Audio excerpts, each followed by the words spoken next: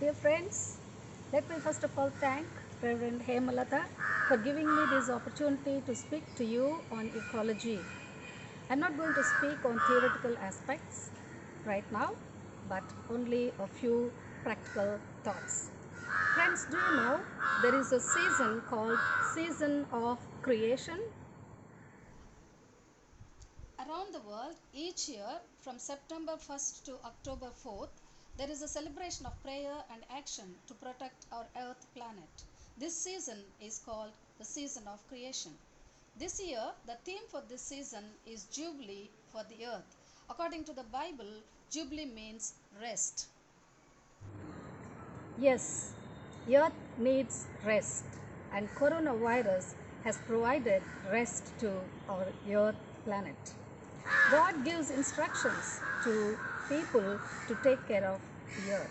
And one such instruction is found in the Bible, Leviticus chapter 25, verse 4. It says, "But in the seventh year there shall be a Sabbath of complete rest for the land, a Sabbath for the Lord. You shall not sow your field or prune your vineyard." Dear friends, yes, our earth needs rest.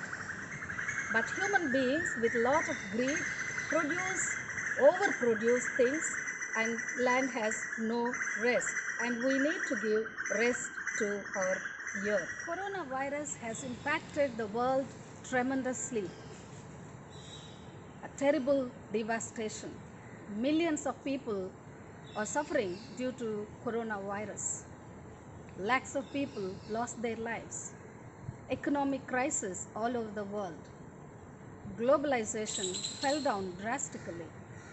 There are lots of changes in the world. In India, migrants are suffering due to hunger, and migrants lost their lives due to accidents. People are suffering. We are scared. We are scared of our lives today. But we also can look at a positive impact of coronavirus. If we notice, the nature has been impacted positively by the coronavirus. What is the impact that we can see on the nature due to coronavirus? What is the impact of coronavirus on the nature?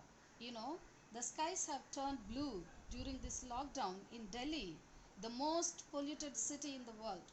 For the first time, people could see the Himalaya mountains. Air quality around the world improved very fast, dramatically. Some people name COVID-19 as a ventilator for rivers in India. River Ganges has changed drastically. Activists call COVID-19 as a gift to rivers all over the world, and many more. What are the reasons for this change in the nature? As we know, the flights are grounded, factories are shut, less fuel has been used, and many more things like that. But ecologists warn that the change in the nature is temporary. What should we do? It is temporary because the social crisis and the economic crisis that we are facing today will lead to a terrible devastation to the nature in the future. What shall we do to keep our earth safe? We need to learn certain lessons from this pandemic. Dr. Vandana Shiva, a famous Indian ecologist, says we are one earth family on one planet. The planet's health and our health are non-separable. Thanks to Vandana Shiva, she says health emergency brought by coronavirus is calling us to connect ourselves with the nature and climate emergency.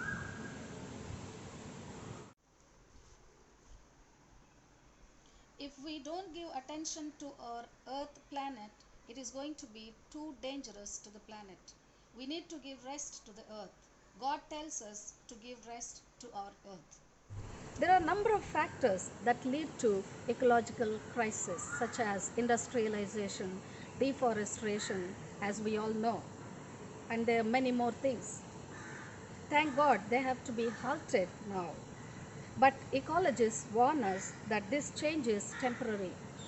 What is our responsibility? How can we bring change? We are very small in this global world. Think globally and act locally. Yes, we are all small drops in the ocean.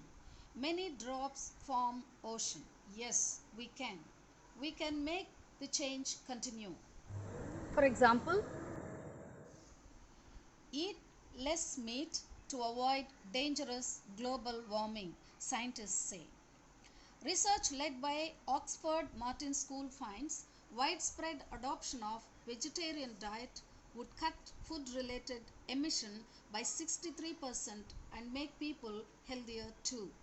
According to Agricultural Organization of the United Nations, production of livestock accounts for 30% of land use globally, 70% of all agricultural land. Animal husbandry or livestock industry is a major contributor to environmental problems related to climate change. The livestock sector contributes to greenhouse gas emissions more than transport sector. Recently, I attended one international conference in Jerusalem at Swedish Theological Institute where I took a decision to follow Meatless Monday. And what is Meatless Monday? There is a movement in the West called Meatless Monday, not eating anything related to animal such as meat, milk, butter, paneer, curd, ghee or anything related. You know, this is not new to us. You know, our friends in India, particularly in Hinduism, do not eat meat 3 days in a week. And our Muslim friends practice fasting during festive seasons.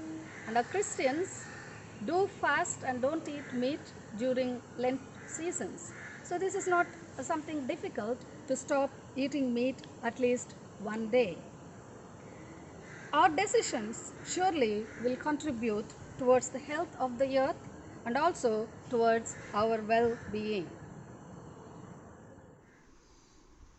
Let us practice Meatless Monday. Bring awareness among our families and friends wherever we go. We can stop using personal vehicles for one day in a month. Let us be conscious of taking care of the earth. Let us use this season of creation to organize campaigns. We need to be committed in safeguarding our planet. As Dr. Vandan Shiva says, if earth is healthy, then we are healthy. Let us breathe easy by taking care of our earth, planet, and by providing rest to our mother earth. And that is what God expects from all of us. Thank you.